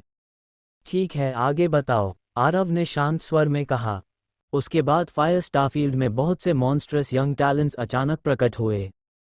और अजीब बात यह थी कि काउंटलेस एंशिएंट बीइंग्स जो वर्षों से सेक्लूडेड थे, वे सभी इन प्रोडिजीज को अपना डिसाइपल बनाने के लिए प्रतिस्पर्धा करने लगे। स्वॉर्ड पैलेस और स्वॉर्ड सेक्ट के बीच 120 वर्ष पहले महान युद्ध हुआ था। वह युद्ध 10 वर्षों तक चला और अंत में दोनों ने अस्थायी पीस बना ली। दोनों लगातार हाल की बड़ी घटनाएं बताते रहे। आरव धैर्य से सुनता रहा। वह उन सूचनाओं में अपने प्रियजनों से संबंधित खबरें खोज रहा था। अंतिम युद्ध में उसका स्टोरेज बैग नष्ट हो गया था और अब उसके पास कुछ भी नहीं बचा था। सौभाग्य से उसके पास पहले भी ज्यादा स्पिरिट स्टोन्स नहीं थे। स्टार पवेलियन में एक प्रोडिजी है जिसके पास एंशिएंट सेक्रेड बॉडी है। वह अत्यंत शक्तिशाली है। हर कुछ दशकों में उसका एंशिएंट बार्बेरियन क्लैन के अजूर हेवन ओवरलॉर्ड बॉडी से युद्ध होता है, लेकिन हर बार दोनों बराबरी पर रहते हैं। ये सुनते ही आरव की आंखें चमक उठीं। Ancient sacred body? जी, उसका नाम क्या है? उसे लव कहते हैं। हालांकि अधिकतर लोग उसे सिर्फ एंशिएंट सेक्रेड बॉडी के नाम से जानते हैं। लव? आरव संतोष से मुस्कुराया। ऐसा लग रहा था कि उसका बेटा काफी अच्छा कर रहा है और उसने फायर स्टारफील्ड में अपना नाम बना लिया है। लेकिन यह अजूर हेवन ओवरलॉर्ड बॉडी आखिर है क्या, और वह बार बार उसके बेटे को चुनौती क्यों दे रहा है? आरव ने स्टार चार्ट के भीतर इस फजीक के बारे में पढ़ा था। ये भी एक अत्यंत शक्तिशाली फजीक था। उस ओवरलॉर्ड बॉडी वाले का नाम क्या है, रौनक? आरव ने सिर हिलाया। ठीक है, आगे बताओ। पिछले 200 वर्षों की सारी दिलचस्प बातें सुनाओ। जजी, रामपुर पवेलियन के डिवाइन सोन राजट ने purple mansion dao body awaken की। बौद्ध टेम्पल में एक छोटा ट्रबल मेकर प्रकट हुआ जिसने काउंटलेस मंक्स को परेशान कर रखा है। दोनों लगातार रोचक घटनाएं सुनाते रहे और आरव बड़े ध्यान से सुनता रहा। सुरक्षा के लिए वे अपनी सारी जानकारी साझा कर रहे थे। साथ ही वे मन ही मन ये भी सोच रहे थे कि आखिर यह मिस्टीरियस व्यक्ति कौन है। और 100 साल पहले रेल्म ऑफ लाइट में एक एक्स्ट्रॉर्डिनरी वुमन शामिल हुई थी। उसने एक स्काई डिवावरिंग लायन को स्पिरिट बीस्ट बना रखा है। उसकी आंखों में यिन और यांग दोनों प्रकार की शक्तियां हैं। रेल्म ऑफ लाइट के एंशिएंट बीइंग्स ने विशेष रूप से उसकी आंखों का अध्ययन किया, लेकिन वे उनकी उत्पत्ति नहीं समझ पाए। उसे एक्स्ट्रॉर्डिनरी वुमन क्यों कहा जाता है? आरव मुस्कुराकर बोला। उसे तुरंत समझ आ गया था, यह उसकी बेटी ही होगी, और वह स्काई डिवावरिंग लायन संभवतः लिटिल गोल्ड था। क्योंकि काउंटलेस टैलेंटेड यंग मैन उसके पीछे पागल हैं, लेकिन उसने सबको ठुकरा दिया। हालांकि ठुकराने के बाद भी वह उनके गिफ्ट्स लेती रहती है और फिर मुंह फेर लेती है। उसने काउंटलेस प्रॉमिसिंग जीनियसेस का दिल तोड़ा है और उनकी दौलत भी बर्बाद कर दी है। लेकिन फिर भी वे प्रोडिजीज उसके पीछे पागल हैं। उसे खुश करने के लिए वे उसके स्पिरिट बीस्ट को भी खुश करने की कोशिश करते हैं। यहाँ तक कि किसी ने कई लायनेसेस भी गिफ्ट कर दी थीं। वैसे कुछ समय पहले एक पावरफुल फैमिली के डायरेक्ट डिसेंडेंट ने हार मानने से इनकार कर दिया। जब उसका प्रपोजल रिजेक्ट हो गया तो उसने अपने दिए हुए ट्रेजर्स वापस मांग लिए। फिर जानते हैं क्या हुआ? उस एक्स्ट्रॉर्डिनरी वुमन ने उसे बुरी तरह अपमानित किया, उसे जमकर गालियां दी और एक भी चीज वापस नहीं की। क्या तन्वी पूरी तरह बिगड़ चुकी है? और फिर उसके बाद क्या हुआ? आरव ने शांत दिखने की कोशिश करते हुए पूछा, लेकिन अंदर ही अंदर वह गुस्से में दांत पीस रहा था। उसे पूरा यकीन था कि तन्वी को बिगाड़ने वाला वही हरामखोर शेरा था। लायनेस के लिए उसने तन्वी से मर्दों को फंसवाना शुरू कर दिया था। उसके बाद पूरे स्टारफील्ड के काउंटलेस जीनियसेस और प्रोडिजीज को समझ आ गया कि वह महिला जानबूझकर उनसे खेल रही है। लेकिन गिफ्ट्स तो वे पहले ही दे चुके थे, अब उन्हें वापस भी नहीं ले सकते थे। वे सब गुस्से से भरे हुए थे, लेकिन कुछ कर भी नहीं सकते थे। आखिर वह रेल्म ऑफ लाइट की सदस्य थी। अंत में उन्हें अपनी किस्मत माननी पड़ी। हालांकि अभी भी कुछ शक्तिशाली प्रोडिजीज हैं जो हार मानने को तैयार नहीं और अब भी उसका पीछा कर रहे हैं। ओह हाँ, उसका नाम तन्वी है। कहा जाता है कि उसका एंशिएंट सेक्रेड बॉडी लव से कोई संबंध है। सुना है कि विच गॉड क्लैन और आइस क्लैन पहले उनके पास ट्रबल करने गए थे, लेकिन आगे क्या हुआ यह मुझे नहीं पता। वह आदमी धीरे धीरे सारी बातें बताता गया। शुरुआत तक सब ठीक था, लेकिन जैसे ही विच गॉड क्लैन और आइस क्लैन का नाम आया, आरव का चेहरा ठंडा पड़ गया। वे दोनों क्लैन्स उनसे क्या चाहते थे, यह मुझे सच में नहीं पता। बस इतना सुना था कि मामला स्लेव रेल्म से जुड़ा हुआ है। वह आदमी जल्दी से बोला। उसने महसूस कर लिया था कि आरव का मूड अचानक खराब हो गया है। आरव ने गहरी सांस ली और अपने विचार शांत किए। रेल्म ऑफ लाइट और स्टार पवेलियन कहाँ है? रेल्म ऑफ लाइट स्टारफील्ड के पूर्व में है और स्टार पवेलियन पश्चिम में। उस आदमी ने धीरे धीरे समझाया। उसके अनुसार यदि कोई वॉइड को तय नहीं कर सकता तो केवल उड़कर वहां पहुंचने में कई साल लग जाते, यहां तक कि वर्तमान आरव को भी बिना वॉइड टेयरिंग के लंबा समय लगता। सौभाग्य से फायर स्टारफील्ड के बड़े प्लैनेट्स पर टेलीपोर्टेशन एरेज मौजूद थे। उनके जरिए यात्रा का समय बहुत कम हो जाता था। बहुत अच्छा, धन्यवाद। आरव ने सिर हिलाया और उसकी आकृति गायब हो गई। वो अभी किसी से संपर्क नहीं कर सकता था, इसलिए उसने पहले अपने बच्चों को देखने का निर्णय लिया। अब तक की खबरों से लगता था कि बच्चे सुरक्षित हैं, तो संभवतः सुनैना और बाकी लोग भी सुरक्षित होंगे। जहां तक मिलने के बाद पहचान जाहिर करने का सवाल था, वह बाद की बात थी। आखिर फायर स्टारफील्ड जैसे खतरनाक स्थान में यदि वे अचानक एक दूसरे को पहचान लेते तो न केवल आरव बल्कि उसके बच्चे भी खतरे में पड़ जाते। जान ही निकल गई थी। वह आदमी आखिर था कौन जाने, लेकिन इतनी कम उम्र में वॉइड रिटर्निंग रेल्म तक पहुंच गया। सच में लगता है अभी अभी सेक्लूडेड कल्टिवेशन से बाहर आया है। आरव के जाने के बाद दोनों ने राहत की सांस ली और भावुक होकर बातें करने लगे। उन्हें लगा कि इतने वीरान स्थान में ऐसे विचित्र व्यक्ति से मिलकर भी जीवित बच जाना किसी चमत्कार से कम नहीं था। लेकिन अगले ही क्षण आरव की आकृति फिर से उनके सामने प्रकट हो गई। दोनों बुरी तरह चौंक पड़े। वह वापस क्यों आ गया? और इतना अचानक? ओह, मुझे एक और काम था। आरव ने हल्की शर्मिंदगी के साथ ऑकवर्ड मुस्कान दी। सर, कृपया बताइए। सर, यदि हमसे हो सके तो पूरी मदद करेंगे। दोनों जल्दी जल्दी बोले। हम धन्यवाद, तो फिर मैं संकोच नहीं करूंगा। आरव मुस्कुराया और तुरंत हरकत में आ गया। Bang bang. दोनों को आरव ने सीधे सप्रेस कर दिया। उनके प्राइमोर्डियल स्पिरिट्स बेहोश हो गए। इसके बाद आरव ने बिना झिझक स्पिरिट बीस्ट ब्रेसलेट और स्टोरेज रिंग्स छीन लिए। स्टोरेज ब्रेसलेट्स और स्टोरेज रिंग्स का स्टोरेज स्पेस स्टोरेज बैग्स से कहीं अधिक विशाल था। आरव पहले ही इन्हें इस्तेमाल करना सीख चुका था। धतेरे की इन लोगों ने अपने स्टोरेज आर्टिफैक्ट में कपड़ों का एक एक्स्ट्रा सेट भी नहीं रखा। आरव ने होंठ सिकोड़ते हुए कहा। जो नीला रोब वह पहने हुए था वह असल में क्रिम्सन स्काई डेमन फ्लेम की मैनिफेस्टेशन थी। कमजोर लोगों को तो वह धोखा दे सकता था, लेकिन यदि किसी शक्तिशाली विशेषज्ञ से सामना हो जाता तो वे तुरंत पहचान लेते। एक वजह यह थी कि विच गॉड क्लैन और आइस क्लैन उसे पहचान सकते थे। दूसरी वजह इससे भी ज्यादा महत्वपूर्ण थी। बेहद शर्मनाक था। कोशा का ह्यूमन एम्परर नंगा घूम रहा था। फिर आरव ने आह भरी और लाइफ सेवरिंग रेल्म वाले कल्टिवेटर की ओर देखा। भाई, माफ करना। पहले उसने उनसे जानकारी और रास्ता पूछा, फिर उन्हें लूट लिया, ऊपर से उनके कपड़े भी उतार लिए। आरव भीतर से काफी अपराधबोध महसूस कर रहा था। 2 घंटे बाद दोनों लोग होश में आए। हम अभी भी जिंदा हैं। उसने हमें मारा नहीं, शुक्र है। मेरा स्टोरेज रिंग कहाँ है और हमारे कपड़े कहाँ गए? दोनों स्तब्ध होकर एक दूसरे को देखने लगे। लूट लिया जाना तो समझ में आता था, ऐसी स्थिति में जिंदा बच जाना ही चमत्कार था। लेकिन कपड़े, वे आखिर गए कहाँ? लाइफ सेवरिंग रेल्म वाला कल्टिवेटर अचानक घबरा गया। उसने तुरंत प्राइमोर्डियल स्पिरिट से अपने पीछे की जांच की। सब कुछ सामान्य देखकर उसने राहत की सांस ली। शुक्र है, उसकी पवित्रता अभी भी सुरक्षित थी। उधर आरव उन खंडहरों से निकलकर दसियों हजार मील दूर पहुंच चुका था। उसने सीक्रेट टेक्निक्स से अपनी अपीयरेंस बदल दी और यहां तक कि अपने प्राइमोर्डियल स्पिरिट का रूप भी बदल लिया ताकि कोई उसे पहचान न सके। पहले फायर स्टारफील्ड के बारे में ठीक से समझना होगा। बुदबुदाते हुए आरव एक ऐसे प्लैनेट पर पहुंचा जो स्पिरिचुअल एनर्जी से भरा हुआ था। फायर स्टारफील्ड में तो स्टारी स्काई तक में स्पिरिचुअल एनर्जी बेहद प्रचुर थी। जहां भी जाओ वहां की spiritual energy heavenly divine continent से लगभग 3 गुना अधिक थी। जिस प्लैनेट पर आरव पहुंचा वहां की spiritual energy heavenly divine continent से 10 गुना अधिक थी। इसके मुकाबले कोशा सच में बेहद बंजर था। ये बात आरव ने पहली बार फायर स्टारफील्ड में प्रवेश करते समय ही महसूस कर ली थी। बस तब उसके पास इस अनुभव का आनंद लेने का समय नहीं था। वह केवल अपनी जान बचाने में लगा हुआ था। राज ने कहा था यहाँ स्पिरिट स्टोन्स के अलावा 100 स्टोन्स भी करेंसी की तरह इस्तेमाल होते हैं।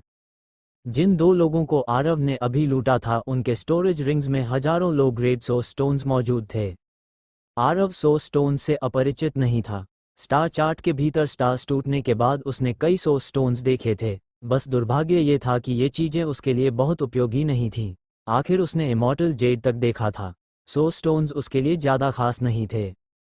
आरव एक दुकान पर गया और वहां की मार्केट प्राइसेस के बारे में पूछा। एक लो ग्रेड 100 स्टोन की कीमत 10,000 हाई ग्रेड स्पिरिट स्टोन्स के बराबर थी। यह अनुपात देखकर आरव सच में चौंक गया। उसने कभी नहीं सोचा था कि 100 स्टोन्स इतने मूल्यवान होंगे। दूसरों के कपड़े पहनना उसे असहज लग रहा था, इसलिए उसने दुकान से एक सफ़ेद रोब खरीद लिया। सामान अत्यंत महंगा था, लेकिन उनकी मटीरियल्स भी असाधारण थीं। आरव को इसकी परवाह नहीं थी, हालांकि वो अभी बेहद गरीब था। लेकिन उसे विश्वास था कि अपनी क्षमता के दम पर वह जल्द ही अमीर बन जाएगा। इसके बाद आरव ने उस प्लेनेट का निरीक्षण शुरू किया। यह एक स्कैटर्ड स्टार था। यहाँ कई शक्तिशाली फोर्सेस ने मिलकर एक डायनेस्टी स्थापित की थी और उसी पर शासन करते थे। हर स्टार पर कोई न कोई शक्तिशाली अस्तित्व शासन करता था। आरव ने ये भी जाना कि फायर स्टारफील्ड के अधिकांश स्टार्स अब इसी तरह संचालित होते हैं। हालांकि कई स्कैटर्ड स्टार्स बड़े शक्तिशाली फोर्सेस के नियंत्रण में थे। कुछ धन कमाने के लिए इस्तेमाल होते थे, जबकि कुछ रिसोर्स एक्सप्लॉयटेशन के लिए। इनमें विच गॉड क्लैन और आइस क्लैन की शक्ति आरव की कल्पना से कहीं अधिक बड़ी थी। इन दोनों रेसेस के नियंत्रण में ऐसे सैकड़ों स्कैटर्ड स्टार्स थे जिनसे वे वेल्थ अक्यूमुलेट करते थे। लगता है पिछली बार सच में मेरी किस्मत बहुत अच्छी थी, आरव बुदबुदाया। उसे अभी पता चला था कि विच गॉड क्लैन 10,000 वर्ष पहले अपनी एंसेस्ट्रल लैंड छोड़कर जा चुका था। उनके एंसेस्टर्स और कई टॉप एक्सपर्ट्स वहां मौजूद नहीं थे। मूल एंसेस्ट्रल लैंड को पूरी तरह छोड़ा नहीं जा सकता था, क्योंकि वहां कई ऐसी चीजें थीं जिन्हें हटाया नहीं जा सकता था। साथ ही स्लेव रेल्म्स के पैसेजेस भी वहीं थे, इसलिए कुछ शक्तिशाली लोगों को गार्ड के रूप में छोड़ दिया गया था। अब जो कुछ आरव जान चुका था उसके अनुसार यदि वह उस समय असली एंसेस्ट्रल लैंड में होता तो बच निकलने का कोई अवसर नहीं था। 70,000 साल सच में दुनिया बदल गई, आरव ने आह भरी। फिर उसे एंशिएंट जायंट की याद आए, लेकिन उसने सिर हिला दिया। दोनों के बीच केवल कोऑपरेशन था। कोशर छोड़ने के बाद वह सहयोग समाप्त हो चुका था। इसके बाद आरव ने फायर स्टार रीजन की पिल्स और मैजिकल आर्टिफैक्ट्स के बारे में जानकारी जुटानी शुरू की। 9 प्रोविंसेस में पिल्स फर्स्ट ग्रेड से 9th ग्रेड तक होती थीं, जहां फर्स्ट ग्रेड सबसे निम्न स्तर था। लेकिन यहां 9th ग्रेड के ऊपर भी एक स्तर मौजूद था, गोल्डन कॉर ग्रेड। ये फायर स्टार रीजन की सबसे उच्च श्रेणी की पिल्स थीं। हालांकि यह भी कहा जाता था कि गोल्डन कॉ से ऊपर भी एक रेल्म है, लेकिन उसके बारे में बहुत कम लोग जानते थे। साथ ही इन पिल्स की क्वालिटी भी कई स्तरों में विभाजित थी, इन्फीरियर, एवरेज, सुपीरियर और परफेक्ट। इन चारों ग्रेड्स की कीमतों में आकाश जमीन का अंतर था, और कीमतें बेहद डरावनी थीं। जहां तक मैजिकल आर्टिफैक्ट्स का सवाल था, येलो, ब्लैक अर्थ और हेवन ग्रेड के ऊपर भी 2 स्तर मौजूद थे, किंग लेवल और सेंट लेवल मैजिकल आर्टिफैक्ट्स। एक किंग रैंक मैजिक वेपन की कीमत बेहद चौंकाने वाली होती थी। सामान्यतः केवल रिफाइनिंग डाउ रेल्म के एक्सपर्ट्स ही ऐसे आर्टिफैक्ट्स रखने योग्य माने जाते थे। यहाँ तक कि कई रिफाइनिंग डाउ रेल्म एक्सपर्ट्स भी इन्हें खरीद नहीं सकते थे। जब भी कोई king grade magical artifact auction में आता, उसकी कीमत आसमान छू जाती। किंग ग्रेड मैजिकल आर्टिफैक्ट्स को भी लो ग्रेड, मीडियम ग्रेड और हाई ग्रेड में बांटा जाता था, और सेंट लेवल मैजिकल आर्टिफैक्ट्स वे हर बड़ी शक्ति का अल्टीमेट ट्रेजर होते थे। सामान्यतः उन्हें उस शक्ति का सबसे मजबूत विशेषज्ञ संभालता था। सेंट लेवल मैजिकल आर्टिफैक्ट का मूल्य तो प्रैक्टिकली इमेजरेबल था। ये सब जानने के बाद आरव भीतर तक प्रभावित हो गया। पिल्स तो ठीक हैं, बस एक लेवल ऊपर, लेकिन magic weapons, TSK saint level. उसकी आंखें चमक उठीं। सेंट लेवल मैजिकल आर्टिफैक्ट्स में उसकी बेहद रुचि थी। यदि विच गॉड क्लैन या आइस क्लैन के पास ऐसे आर्टिफैक्ट्स हैं, तो वह निश्चित रूप से उन्हें छीनने का रास्ता ढूंढेगा। एल्केमी के मामले में आरव की प्रतिभा उसकी कल्टिवेशन टैलेंट से किसी भी तरह कम नहीं थी। कोशर के अंतिम 100 वर्षों की शांति के दौरान वह समय समय पर पिल्स रिफाइन किया करता था। वह अब एक 9th ग्रेड एल्केमिस्ट था। देखना होगा कि गोल्डन कॉ स्टेज तक पहुंचना कितना कठिन है, आरव ने बुदबुदाया। उसने तय किया कि समय मिलने पर वह इसे जरूर आजमाएगा। यदि आगे सब कुछ सही नहीं चला तो वह पिल्स रिफाइन करके बेच भी सकता था। फायर स्टारफील्ड के बारे में प्रारंभिक जानकारी हासिल करने के बाद आरव ने वहां से प्रस्थान की तैयारी शुरू कर दी। वह टेलीपोर्टेशन एरेस का उपयोग करके रेल्म ऑफ लाइट जाना चाहता था। रेल्म ऑफ लाइट अभी उसके सबसे निकट था। समस्या सिर्फ ये थी कि वहां तक कोई डायरेक्ट रूट नहीं था। रास्ते में कई टेलीपोर्टेशन एरेस बदलनी पड़ती। टेलीपोर्टेशन एरेस का इस्तेमाल करके यात्रा करना काफ़ी महंगा था। दूरी के अनुसार हर बार दर्जनों से लेकर सैकड़ों ओरिजिनियम खर्च होते थे, लेकिन आरव को इसकी परवाह नहीं थी। आखिर ये ओरिजिनियम स्टोन्स मूल रूप से उसके अपने थे ही नहीं। सारा पैसा खर्च भी हो जाए तो उसे दुख नहीं होगा। हालांकि वह भीतर ही भीतर आह भरने से खुद को रोक नहीं पाया। फायर स्टारफील्ड के टेलीपोर्टेशन एरेस की गति सच में बेहद भयावह थी। कोशर उनसे तुलना करने लायक भी नहीं था। 3 दिन बाद आरव एक नए प्लैनेट पर पहुंच गया। यदि उसे रेल्म ऑफ लाइट जाना था तो यहाँ से अगले प्लैनेट तक जाना जरूरी था। विभिन्न बड़ी फैक्शंस के लोग जब बाहर निकलते तो उनके रास्ते में उनकी अपनी फैक्शंस के विशेष टेलीपोर्टेशन एरेज वाले प्लैनेट्स मौजूद होते। कुछ अपेक्षाकृत कमजोर फैक्शंस सामान्य स्टार्स पर अपनी बेसेस बनाते थे ताकि उनके मेंबर्स आसानी से यात्रा कर सकें। कुछ छोटी फैक्शंस तो केवल टेलीपोर्टेशन एरेस के बिजनेस से ही भारी लाभ कमाती थीं। आखिर मेंटेनेंस कॉस्ट निकालने के बाद भी काफ़ी ओरिजिनियम बच जाता था। नए प्लेनेट पर पहुंचने के बाद आरव रुका नहीं। रेल्म ऑफ लाइट पहुंचना ही उसकी पहली प्राथमिकता थी। और एक और कारण भी था कि उसने पहले रेल्म ऑफ लाइट जाने का निर्णय लिया। उसे थोड़ा डर था कि उसकी बेटी कहीं गलत रास्ते पर न चली गई हो। अगर सच में ऐसा हुआ तो चाहे उसके लिए सामने आना कितना भी खतरनाक क्यों न हो, एक पिता होने के नाते उसे जाकर सबक सिखाना ही पड़ेगा। पूरे रास्ते आरव ने अपना अपीयरेंस छिपाए रखा।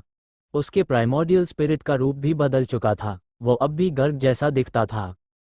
सफ़ेद फ्लोइंग क्लोथ्स पहने एक मोटा युवा। साथ ही आरव ने अपनी ऑरा दबा रखी थी, इसलिए बाहर वालों को उससे केवल लाइफ सेवरिंग रेल्म के 9th लेवल की ऑरा महसूस होती थी। ये स्तर पहले ही काफ़ी प्रभावशाली था। युवा पीढ़ी में इसे टॉप लेवल माना जाता था। इससे काफ़ी परेशानियां कम हो जाती थीं। रेल्म ऑफ लाइट, इस विशाल शक्ति के भीतर हर समय ऑस्पिशियस लाइट चमकती रहती थी। यहाँ काउंटलेस एक्सपर्ट्स मौजूद थे और बड़ी संख्या में आउटस्टैंडिंग जीनियसेस तथा प्रोडिजीज भी रहते थे। आज का दिन रेल्म ऑफ लाइट की ग्रैंड कॉम्पिटिशन का दिन था। ऐसी कॉम्पिटिशन्स हर कुछ समय बाद आयोजित की जाती थीं, ताकि ऑर्गेनाइजेशन के भीतर मौजूद युवा प्रोडिजीज एक दूसरे से मुकाबला कर सकें। तन्वी, इस बार मैं तुम्हें जरूर हराऊंगी, लाल ड्रेस पहने एक सुंदर महिला ने दूर खड़ी तन्वी को घूरते हुए दांत पीस कर कहा। हे, तो फिर तुम्हें और मेहनत करनी पड़ेगी, तन्वी ने हल्की मुस्कान के साथ कहा। उसकी आंखों में शरारती चमक थी। उसकी अपीयरेंस फ्लॉलेस थी, मानो कोई फेरी धरती पर उतर आई हो। उसकी ऑरा रिस्ट्रेन्ड और शक्तिशाली थी। अब तन्वी वॉइड रिटर्निंग रेल्म के 3rd लेवल के पीक तक पहुंच चुकी थी। पिछले 200 वर्षों में रेल्म ऑफ लाइट ने उसे काउंटलेस कल्टिवेशन रिसोर्सेज दिए थे। उसकी स्ट्रेंथ ने छलांग लगाकर प्रगति की थी। वो अब लव से भी 3 माइनर लेवल्स ऊपर थी। लव अभी केवल वॉइड रिटर्निंग रेल्म के 3rd लेवल के इनिशियल स्टेज में था। तुम ज्यादा घमंड मत करो, अभी बोलने वाली महिला ने गुस्से में कहा।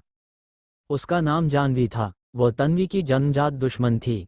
वर्तमान में वह वॉइड रिटर्निंग रेल्म के 2nd लेवल पीक पर थी और 3rd लेवल में प्रवेश करने से केवल आधा कदम दूर थी। उसका जीवन मूल रूप से शानदार होना चाहिए था। उसे रेल्म ऑफ लाइट की सबसे चमकदार प्रतिभा बनना था। लेकिन तभी तन्वी सामने आई और उसने सीधे उसे पराजित करके सारी लाइमलाइट छीन ली।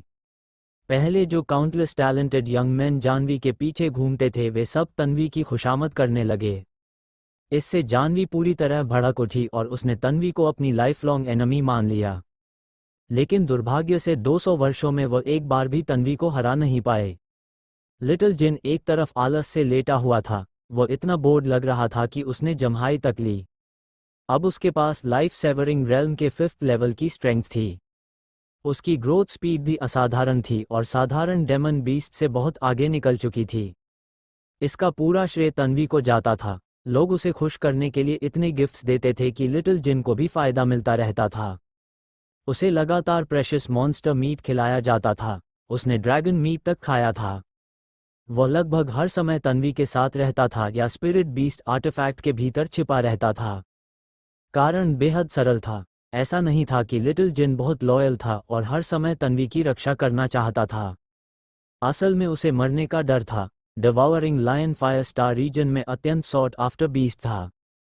उसे डर था कि कहीं कोई उसे किडनैप न कर ले। रेल्म ऑफ लाइट की कॉम्पिटिशन जारी रही। तन्वी लगातार अपने ओपोनेंट्स को हराती चली गई। उसकी आर्च नेमेसिस जानवी भी ऐसा ही कर रही थी। रेल्म ऑफ लाइट के कुछ टॉप प्रोडिजीज को छोड़कर बाकी कोई भी उनके सामने टिक नहीं पा रहा था। कई लोगों ने तो सीधे सरेंडर करना चुन लिया। कॉम्पिटिशन शुरू होने के 3 दिन बाद आखिरकार तन्वी और जानवी का मुकाबला शुरू हुआ। आओ मुझे तुम्हारी वर्तमान स्ट्रेंथ देखने दो, तन्वी ने शांत भाव से कहा। उसकी एक्सप्रेशन बेहद काम थी और उसकी आंखें गहरी लग रही थीं, लेकिन उनमें यिन यांग एनर्जीज दिखाई नहीं दे रही थीं। अब वो अपनी आंखों को पूरी तरह कंट्रोल कर सकती थी और उनकी ट्रू पावर का इस्तेमाल कर सकती थी। मर जाओ, जानवी ने दहाड़ लगाई। उसकी लाल ड्रेस हवा में लहराने लगी और उसकी ऑरा अचानक विस्फोटक रूप से बढ़ गई। उसके दाहिने हाथ में ड्रैगन स्केल डार्क स्वॉर्ड प्रकट हुई। उससे ईवल और फरोशियस ऑरा निकल रही थी। वह सीधे तन्वी की ओर झपटी। जानवी ने वॉइड से तलवार नीचे गिराई, आकाश फट गया और टेरिफाइंग पावर चारों ओर फैल गई। लेकिन तन्वी ने शांतिपूर्वक सांस छोड़ी। उसकी आंखों में यिन यांग एनर्जीज चमक उठीं। सभी लॉज निराकार हैं, तन्वी ने धीमे स्वर में कहा और अपना दाहिना हाथ उठाया। उसकी चाल बेहद साधारण दिख रही थी, लेकिन उसके सामने यिन यांग एनर्जीज का एक अरे डायग्राम बन गया। जानवी का भयानक अटैक उस अरे डायग्राम द्वारा आसानी से रोक दिया गया। धतेरे की, टूट जाओ, जानवी ने क्रोध से दहाड़ लगाए। उसके माथे पर कई ब्लू वेन्स उभर आई और उसका फ्लॉलेस चेहरा भी विकृत होने लगा। उसने पूरी ताकत लगा दी, लेकिन उसका अटैक अब भी तन्वी की यिन यांग एनर्जीज को भेद नहीं पाया। कोई फायदा नहीं, तुम्हारी मैजिक मेरे सामने टिक नहीं सकती, तन्वी ने शांत स्वर में कहा और अपना बायां हाथ हल्का उठाया। जैसे ही तन्वी ने बोलना समाप्त किया, उसकी बाईं हथेली में एक विचित्र प्रकाश प्रकट हुआ और अगले ही पल वह बेहद चकाचौंध करने वाला बन गया। बूम! जानवी के अटैक जैसा ही एक अटैक पूरी तरह रेप्लिकेट हो गया और एक स्वॉर्ड लाइट अचानक जानवी पर टूट पड़ी। धतेरे की, जानवी ने दांत भींचे और तेजी से पीछे हटकर वार से बची। तन्वी अभी जो मेथड्स इस्तेमाल कर रही थी वे सब उसकी आंखों की विशेष एबिलिटीज की वजह से थे। जानवी कई वर्षों से उसकी मॉर्टल एनिमी थी, इसलिए वो इस बात को अच्छी तरह जानती थी। उसे ओवरवेलमिंग फोर्स का इस्तेमाल करके एक ही वार में तन्वी की डार्क फॉर्मेशन तोड़नी होगी, वरना सामने वाला उसी ऑफेंसिव फोर्स को वापस उसी पर छोड़ सकता था। ये तरीका सच में बेहद विचित्र और डरावना था। जो लोग उससे कमजोर थे उनके पास उसके सामने जीतने का कोई मौका नहीं था। फिलहाल जानवी बहुत कमजोर थी, वह बिल्कुल भी तन्वी की बराबरी नहीं कर सकती थी। तुम जानवी ने दहाड़ लगाई। उसके काले बाल क्रिम्सन रंग में बदल गए। स्पष्ट था कि उसका भी बैकग्राउंड था। वह फायर स्टार रीजन की मानव जाति के रेडी फैमिली से थी।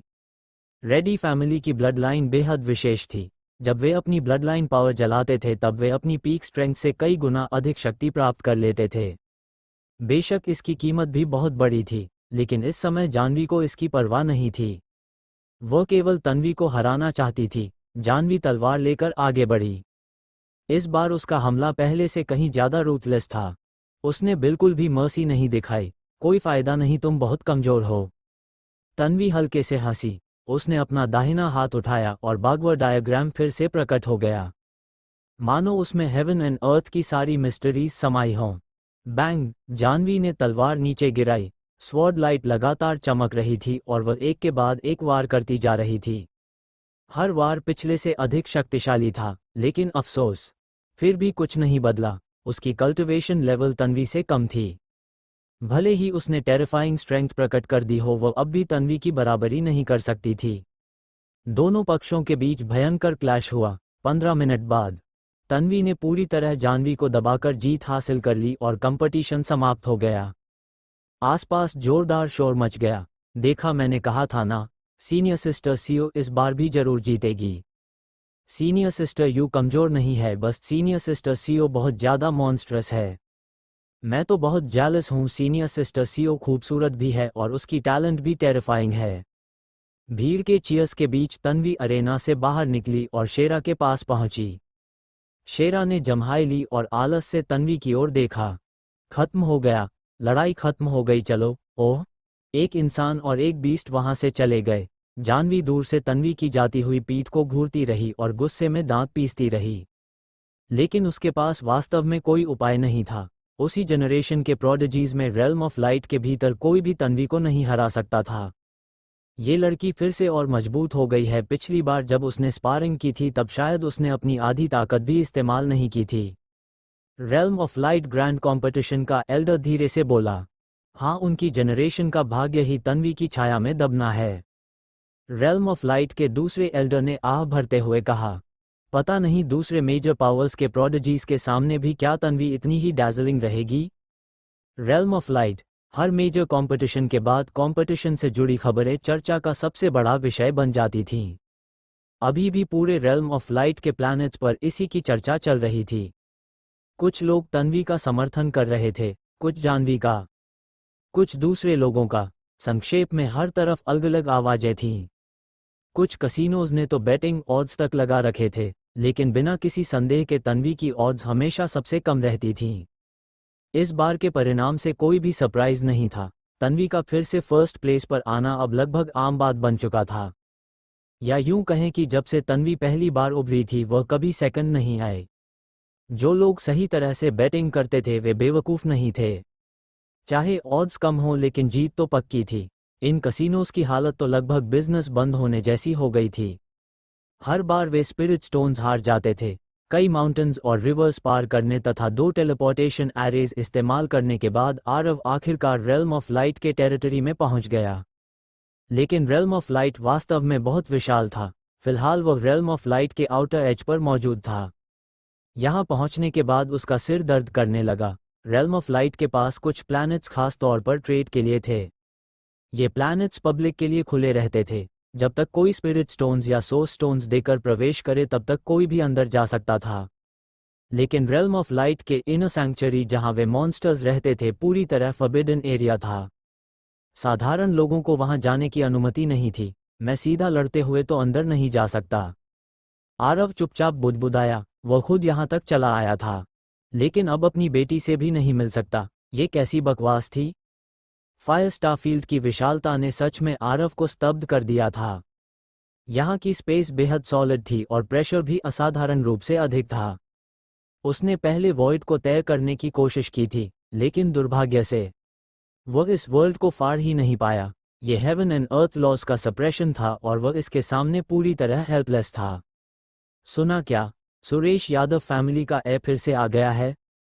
वो फिर आ गया। क्या तन्वी से मिलने आया है? लगता तो यही है। सुरेश को 30 से ज़्यादा बार रिजेक्ट किया जा चुका है। इस बार भी शायद रिजेक्ट ही होगा। मज़ेदार है। मैं सच में देखना चाहता हूं कि तन्वी इस बार सुरेश को कैसे सामने से रिजेक्ट करेगी। आसपास की बातें सुनकर आरव की रुचि जाग उठी। सुरेश, दिलचस्प।